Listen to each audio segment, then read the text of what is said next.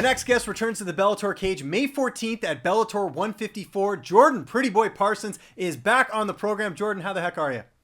I'm pretty good, man. Feels good to get back out there. It's been a solid 6 months. It's good to talk to you again. Yeah, good to talk to you as well. And obviously the big news with this fight is that you're moving back up to lightweight for the first time since 2014. What prompted the move? You've been hanging around with Des Green too much or what?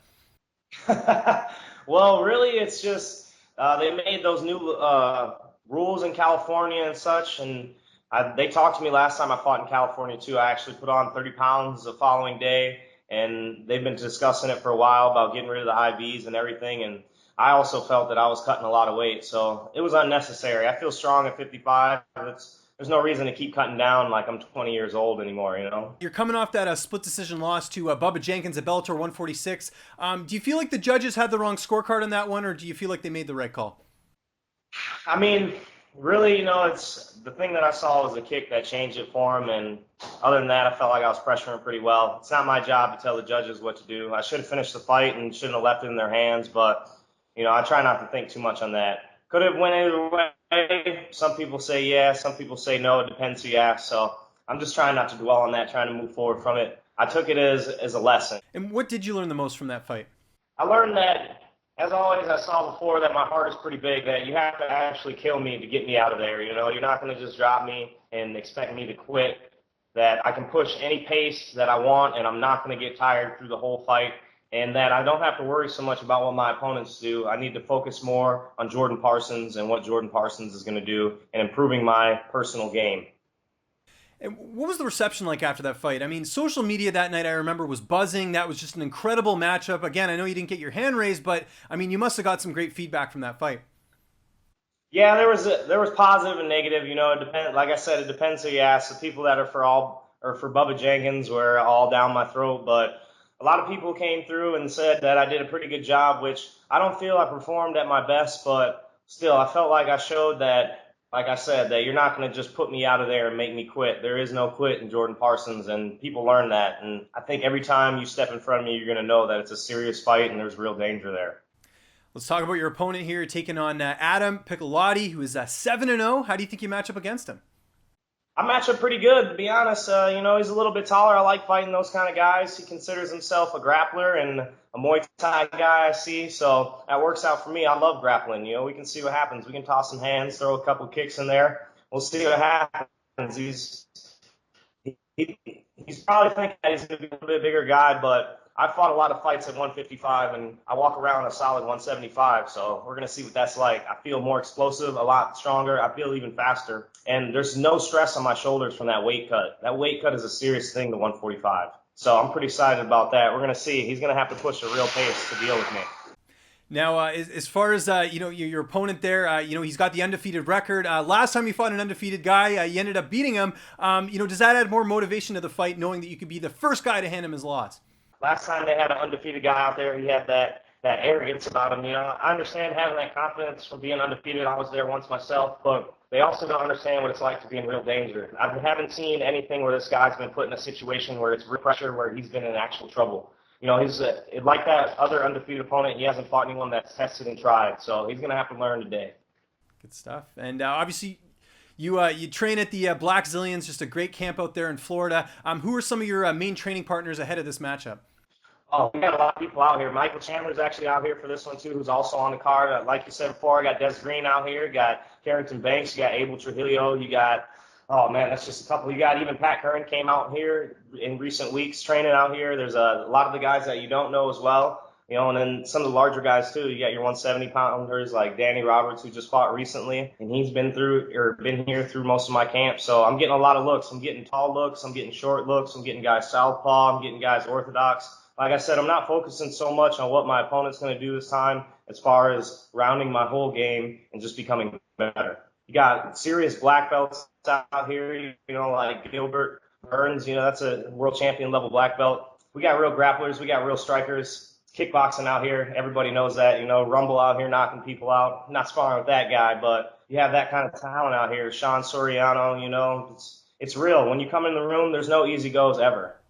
And the biggest thing I've noticed with your camp, like I've kind of vicariously been living through Desmond Green's Snapchat because he always posts the videos, and you guys really seem like a family. You know, how important is that to kind of be friends with the guys you train with and know that, you know, you guys have each other's backs?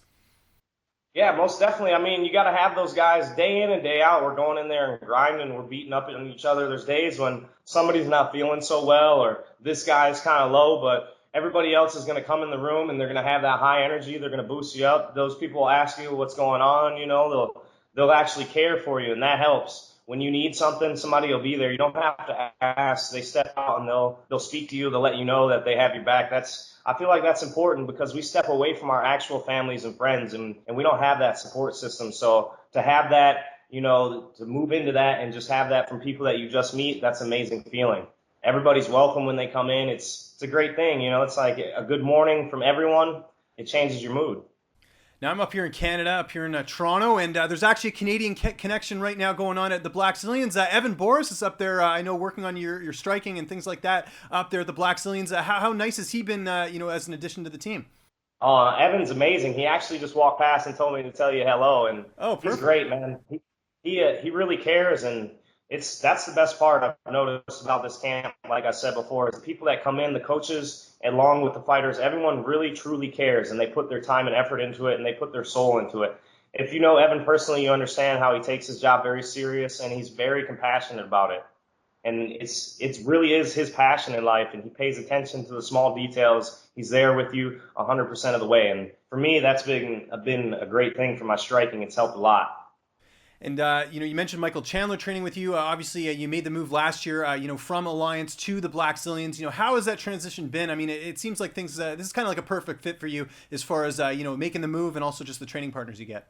Yes, sir. It was, at the beginning, you know, it's a little tough. It's change of scenery, change of environment. The weather's a lot different out here. It's different people. So that takes a little bit getting used to, but it's been almost a year now. I feel pretty comfortable. I feel at home now. That's the best thing. And Chandler's another familiar face. You know, he came back out here working with Neil Mellinson, who was great, by the way, as well. So it's a great thing, man, that's going on out here. It's a real system that's being built, and I think there's going to be a lot of champions coming out of this place. And do you still keep in touch with anyone from your old team, like Miles Jury or Johnny Case or any of those guys? Oh, most definitely. I like those guys, you know. And then you got your Luis Saldana and, you know, Lil Heathen Stevens, Jeremy, those kind of guys. I like to keep in touch with those guys every now and then, talk to them when I can, and, you know, shoot them a text or a little message on Facebook here and there, and interact on Instagram, whatever we can do. You know, those were some friends that I made out there, and it was tough to leave there. You know, just like you said, it's a family here. It was a family there, too. It's hard to walk away from that, but you have to do in the end what you feel is best for you. It's no hard feelings, in my opinion, and something like that. Business is business, and I think they understand that. All right, I got to get a prediction for this fight. May 14th, how do you see this one going down? It's not going the distance this time. I'm not worried about anything that he's bringing to the table. He's going to come in. He's going to feel the pressure on the feet. At some point, he's going to be ready to go to the ground. I may go ahead and decide that for him. We're going to go ahead and cut him up a little bit, and I don't see him making it past the second round. Perfect. I like it. Bold and to the point. Everyone's got to check it out. Bellator 154. It's a stack card. You know, you got King Mo taking on Phil Davis. Just a phenomenal event. And obviously, Pretty Boy himself here. Jordan, I want to thank you so much for joining me here on the program. Always enjoy talking to you. Just remind my audience where they can find you on social media and give any thank yous or shout outs. The floor is yours. Hey, I appreciate you taking the time to speak to me, man. It's always a great thing. And I'm glad I could bring you a little warm weather, hopefully some warm vibes, and send them out to you in Canada there. I'd like to thank everybody on the team, of course, for pushing me through this camp. In this past 6 months, I've gotten so much better thanks to my coaches and my training partners, the people that have been there just to speak to me on a personal level even. I'd like to thank Future Legend for the sponsorship, of course. You know, I got some pretty cool gear. You can see I'm actually wearing a hat now. My hair is kind of long, but as well as on social media, you can find me at prettyboymma_JP. That's at Instagram as well as Twitter. And you can search my name, Jordan Parsons, or Jordan Pretty Boy Parsons on Facebook, and it's pretty simple to find me. If you want to follow me on Snapchat, I post a lot of videos on there. I'm trying to get more moving on that. It's just PBP269. And like I said, I try to interact with as many people as I can, and yeah, I take it like a entertainment kind of thing, should I say.